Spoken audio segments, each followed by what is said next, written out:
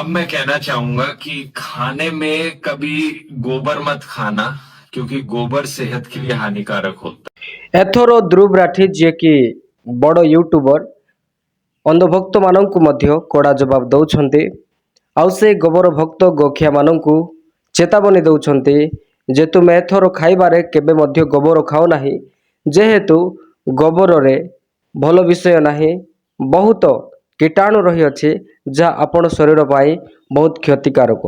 यही विषय मु प्राय 3-4 वर्ष धरी बुझे आसुअछे, किंतु अंधर भक्त गोबर भक्त माने बुझिबे नाही। समस्त को प्रेस नमस्कार, मु तब्यस आप देखुं जेपी ओडिया, आप समस्त को जेपी ओडिया चैनल रे स्वागत करे।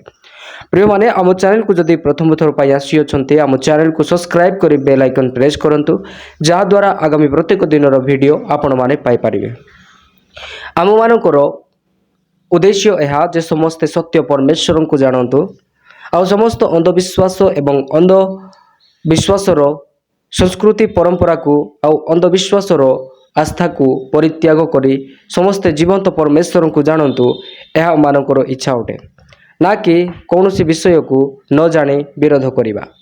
आज दिन मानक मध्य हिंदू धर्म रे अनेक बाबा अछंती जो माने रोग हेले गोबर खाइबा, पिला न हेले गोबर खाइबा, आउ अन्यान्य रोग रे भल हेबा पाई से माने गोबर खाइबा पाई आ गोबर पानी रे गाधीबा पाई लोक मानकु ज्ञान दे थांती, जहा कि से माने निजे केबे गोबर खाइ न थांती, ना ही गोबर पानी रे से माने गाधोई थांती। एही प्रकार कि से माने गोबर आउ खाइबा संगे संगे गोमूत्र पीवा पाई मध्य से माने लोक मानकु शिखै थांती। एही प्रकार लोक मानकु अंधविश्वासर बशवर्ती करी कि प्रकार भाव रे हिंदू भाव माने लुटु अछंती गरीब निरीह लोक मानकु। आपण माने जानती आज दिन मानक मध्य अनेक लोक माने अछंती जो माने निजर धर्मशास्त्र ही अध्ययन करि न थांती, जो माने अंध भाव रे भाव मानकु फॉलो करि थांती। एही प्रकार भाव रे दिन प्रतिदिन आम भारत देश रे अंधविश्वास बढ़ुथिबा समय रे आउ एही अंधविश्वास रहिथिबा प्रत्येक विषय को धीरे धीरे खंडन करा जाउछि। आ मु आपण समस्त को कहि रखिया पाई चाहे, आपण केबे मध्य गोबर खांतु नाही, ना ही आपण गोमूत्र पियंतु।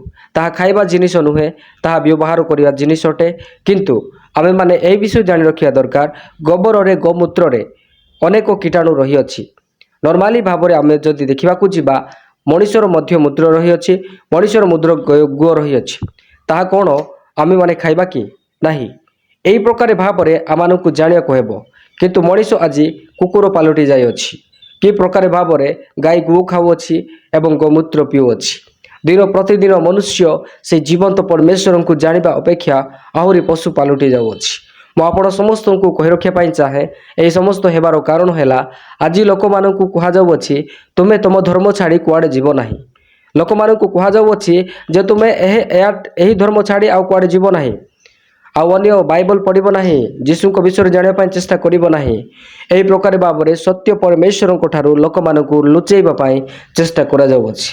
मु आपण समस्त को कहि रखिया पाई चाहे, निज निज आस्था एवं विश्वास को आपण माने मानंतु, किंतु थोड़े आसंतु बाइबल को पढ़ंतु, जीसु को विषय रे जानंतु। आज thousand of people are following Jesus Christ. आज लक्ष लक्ष हजार हजार लोक माने प्रभु जीसु को निकट को फेरी आसु अछंती, कारण से एकमात्र सत्य व जीवंत परमेश्वर जे कि आम समस्त को सृष्टि कले, से चाहती आमे जे प्रकार ताहांकर महिमा तांकर स्तुति करिबा। परमेश्वर को वाक्य रे लिखा जाए, परमेश्वर मनुष्य को एथिपाई सृष्टि कले से माने जे प्रकार ताहांकर महिमा गुण कीर्तन करिवे। जगत रे देखुथिबा प्रत्येक विषय ताहांको द्वारा सृष्टि हे अछि, किंतु आज मनुष्य कि प्रकार भाव रे दिन प्रतिदिन सही जीवंत परमेश्वर को जानिबा अपेक्षा ताहांको ठारू दूरे जाउ अछि। आज मु आपण समस्त को चैलेंज करिवि, आपण जते जण अछंती एई वीडियो को देखु अछंती, जदि आपण पवित्र शास्त्र बाइबल को पढु अछंती, तबे निश्चित सत्य व जीवंत परमेश्वर को जानिबारे आपण सक्षम हेबे। प्रभु जीशु ख्रीष्ट को बिना सत्य केही नुहंती, बाइबल बिना आपण केबे मध्ये सत्य जीवंत परमेश्वर को जानि पारिबे नाही। तेणु मु चाहे आपण समस्ते बाइबल को पढ़ंतु, कारण बाइबल जीवंत ईश्वरंकर वाक्य अटे। बाइबल सत्य कुहे, आउ बाइबल यह प्रकाश करे जे तुमे सत्य ज्ञात हेबो, आउ से सत्य तुमार मुक्ति करिवो। आज आपण माने से सत्य जानिया पाई सर्वदा चेष्टा करी बाइबल को पढ़ंतु। हाँ, ए वीडियो को अन्य लोक मानकु शेयर करंतु।